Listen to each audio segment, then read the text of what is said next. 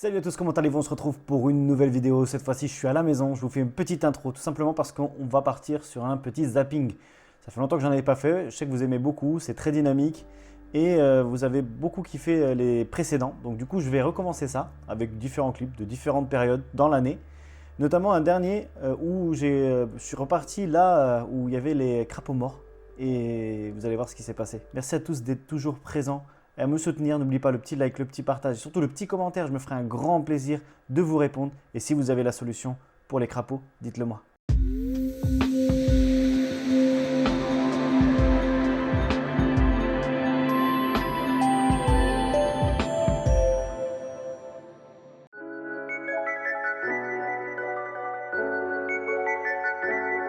Cette vidéo vous est présentée par L'Heure de la Pêche, mon shop référent avec des milliers de produits.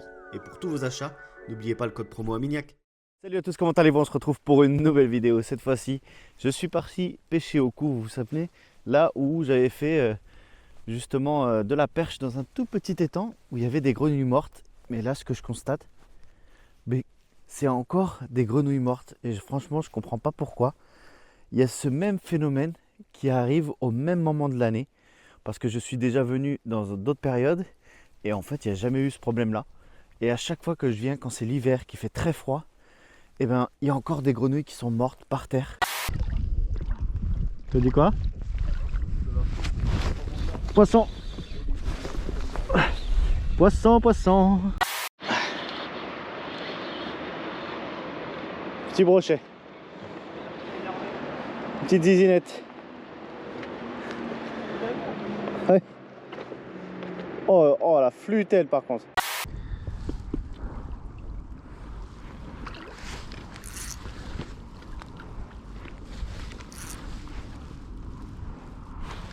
Ouais, poisson. T'es à quoi toi? Perche. Ouais. Hop là. Allez, première perche. Avec un petit finesse. Regarde ça. Super ça. Voilà. Avec le petit sigmino. Avec le montage un petit peu particulier. On va relâcher la perche. Oh, c'est une flûte gros. On dirait il est anorexique frérot. Regarde ça. Regardez ça les gens.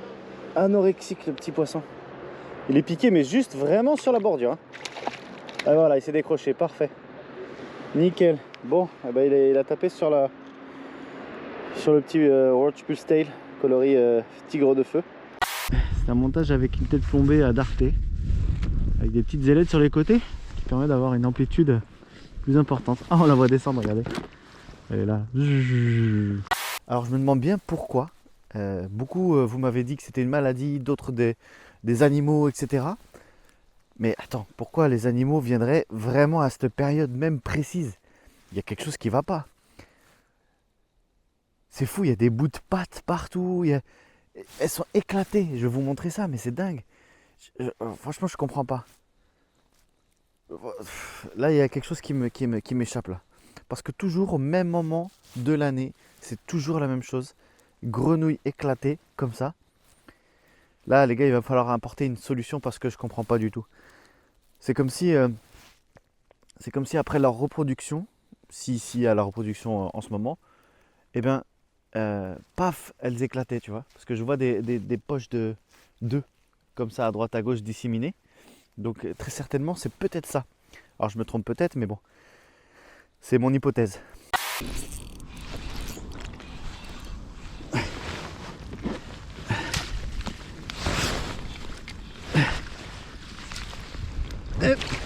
Oh là, brochet. Dites-moi ce que vous en pensez vous dans la description, mais en tout cas c'est une introduction assez morbide. Je retrouve encore ce même phénomène. Bon, et bien c'est comme ça. On va quand même tenter de pêcher. Vous savez, la dernière fois j'étais venu et malheureusement je n'avais pas fait de poisson. Il y avait un niveau très très bas. Là, alhamdoulilah, l'eau est bien remontée. Alors ça fait très plaisir dans un premier temps, en espérant que les poissons ont pu survivre. On va essayer de pêcher au bouchon, au ver de terre, dans un décor toujours autant macabre. Brochet mon gars, collé au fond. Il était collé au fond. Un premier poisson les gars, c'est pas vraiment le poisson recherché, mais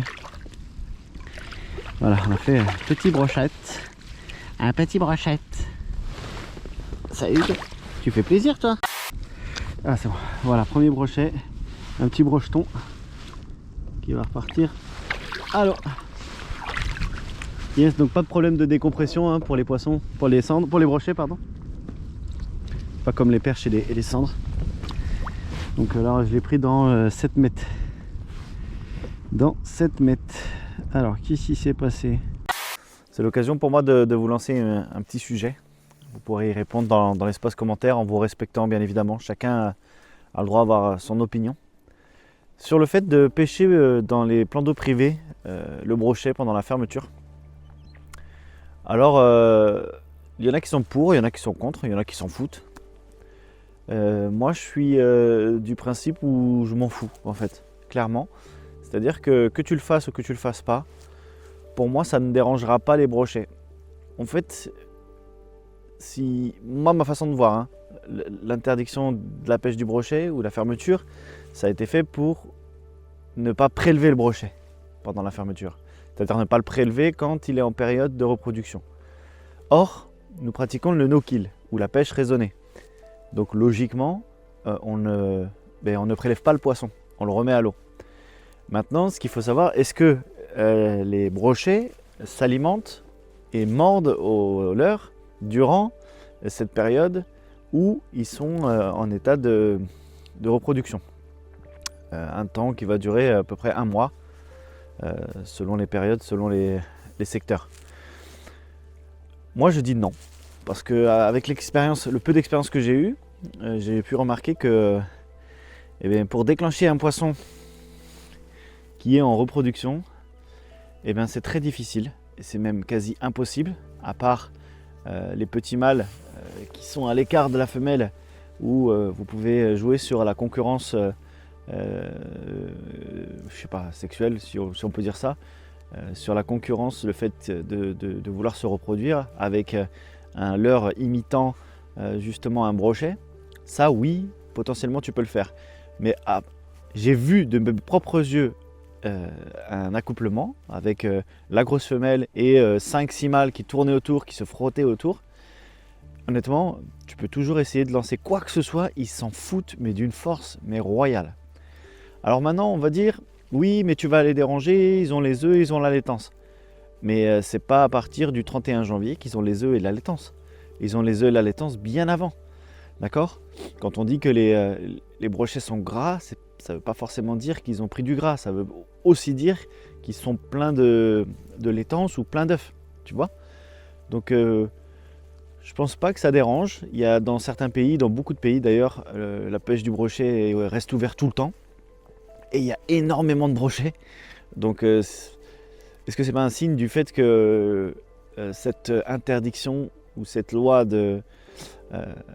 d'interdire la pêche justement pendant cette période est un peu obsolète? Alors, elle n'est pas obsolète sur le fait de prélever, ça oui. Alors là, je suis 100% d'accord, il ne faut pas prélever les poissons quand ils sont dans cette période. Mais est-ce qu'elle n'est pas obsolète pour les gens qui font du no-kill, de la pêche raisonnée? Pourquoi pas créer une sorte de pacte ou de contrat sur l'honneur. Bon, je sais que c'est difficile en France, mais sur l'honneur, de fait de dire que voilà, pendant la fermeture, j'ai le droit de pêcher le brochet, mais je m'engage à remettre toutes mes prises à l'eau, c'est-à-dire à faire du no-kill. On le voit bien de toute façon quand on pêche dans des lacs ou dans des plans d'eau privés ou publics qui font du no-kill, qui sont ouverts toute l'année, ça marche bien et il y a du poisson et il n'y a pas de souci sur ça. Alors certains en jouent, moi je pêche en plan d'eau privé, voilà, je fais ce que je veux. Il ne faut pas provoquer, je pense pas qu'il faut provoquer, je pense juste qu'il faut dialoguer et essayer de faire comprendre. Je n'incite personne à aller dans les plans d'eau privés, je n'incite personne à ne pas y aller, faites ce que vous voulez, mais effectivement pour moi ça me dérange pas. Il y en a même qui disent qu'il faut les laisser tranquilles, mais gros, laisse-les tranquilles toute l'année alors. C'est quoi le truc? Genre ils ont des vacances, il faut... C'est quoi? C'est n'importe quoi. Bref, en tout cas, moi ma vision des choses, elle est simple. C'est si tu pratiques la pêche raisonnée et que tu prélèves les poissons d'une façon raisonnée, c'est-à-dire hors période de reproduction, que tu les prélèves uniquement si tu en as besoin et uniquement aussi s'il y a un problème, c'est-à-dire qu'ils sont blessés, etc. Ça, ce serait intéressant de créer une sorte de permis spécial par rapport à ça, tu vois. Parce que je trouve ça injuste, le fait que ce soit fermé, sous prétexte qu'on n'a pas le droit de les prélever. Mais nous, on ne les prélève jamais. Donc c'est ça le truc. Ça peut être une discussion à avoir et je pense que c'est intéressant. Dites-moi dans les commentaires ce que vous en pensez, vous. Le problème en France, c'est qu'il y aura trop de débordements. Et je sais très bien que les personnes mal intentionnées diront que oui, mais moi je pêche, je le remets à l'eau. Et que dès que le garde va partir, clac, ça finit dans la besace. Donc c'est pas bon. Donc c'est à nous de nous responsabiliser et d'essayer de montrer le bon exemple. Surtout en tant que pêcheur, on va dire de la nouvelle génération, 2.0, on doit montrer un bon exemple et essayer de faire en sorte de montrer une pêche raisonnée. Voilà, je pense que c'est intéressant et c'est quelque chose qu'il faut faire. En tout cas, je me bats à le faire depuis des années sur YouTube. Et ça fait déjà 9 ans quand même que j'ai ma chaîne YouTube, c'est ouf. Et du coup, voilà, c'est ce que je voulais vous dire. J'espère que vous comprenez. Et à l'inverse, pendant la reproduction du cendre et du black bass, là, il faut fermer. Tu vois? Là, il faut fermer, il faut interdire les gens de pêcher dans les zones où il y a ces poissons qui se reproduisent, tout simplement parce que là, vous pouvez plus facilement et beaucoup plus facilement les déranger et surtout les prélever. Parce qu'ils sont malins, les petits viandos puntos. Le premier mai, qu'est-ce qu'ils font? Bam! Ils vont sur les endroits où il y a les frayères à cendre. Crac! Ah ben ils en capturent 3, 4 ou 5, 6. Boum! Dans la besace, ce sera pour Noël et c'est parfait. Ouais, mais bon, le problème c'est que les petits cendres, ils vont pas se faire. Et du coup derrière, il y a moins de cendres. Et du coup derrière, ils se plaignent. Oui, c'est de la faute du silure. Qu'est-ce qu'ils sont énervants ces gens, je te jure. En fait, ils n'ont pas de logique, c'est ça le truc. Bref, fini les blablas, on va essayer de quand même prendre du poisson. Allez, cool, petit bouchon, cool.